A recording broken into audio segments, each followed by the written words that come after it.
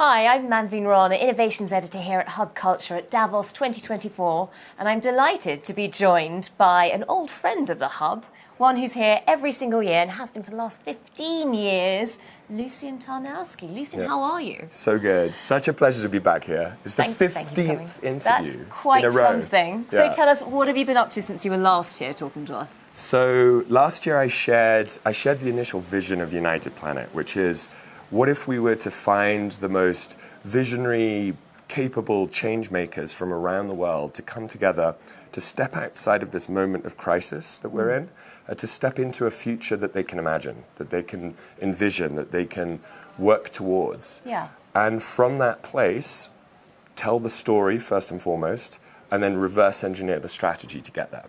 And I'm really pleased to say it's going great. We've had games all over the world, from Antarctica to Bali to Egypt to lots in Ibiza.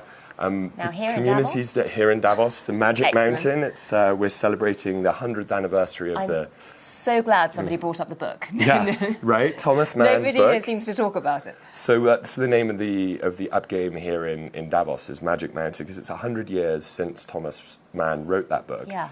And it really put Davos on the map as a place of transformation and healing. Healing, yeah. Yeah. And that's what we're, I believe, all here to do. Global healing. Global healing, planetary healing, that starting from wholeness rather than starting from a broken system that isn't serving, it isn't working. And it's my 16th Davos, and I've seen the change here where in the beginning talking about systems change was like, a big no-no. We had to do it in hushed corners. Whereas now it's getting way more front and center, and it's really obvious. It's time. It's time. Because, the systems we're operating are fundamentally broken. They're extractive, they're based on greed, and we don't need to tweak those systems. We need a fundamental redesign. But the good news is we have so many solutions, and we have incredible people around the world dedicating their lives to it. And now we have unbelievable exponential technologies that, rather than approaching them with fear and concern and dystopia, we can actually embrace those technologies to design a planetary civilization that works for 100% of all life. That's amazing. Now, this is obviously a huge work in progress. Just give us a very quick summary of some of the best things you've seen in this in this collective future. Yeah, well, a hint of some of the things that might come. Yeah, so I'll give three. So one is the game itself. So Buckminster Fuller was a great visionary. He talked about in 1961 a global game that would gamify every aspect of our world to be redesigned to work for all life. So that's the first and foremost. We expect gamification, expect play, expect the transformation of how we design the future to become a participatory game that everyone on the planet can join. Yeah. Number two, language. Language is a great opportunity for us to upgrade and create this planetary language that all of us can participate in, that goes beyond the spoken word, that we can start to communicate with all Gaian life. And we've already seen this year AI beginning communications with whales.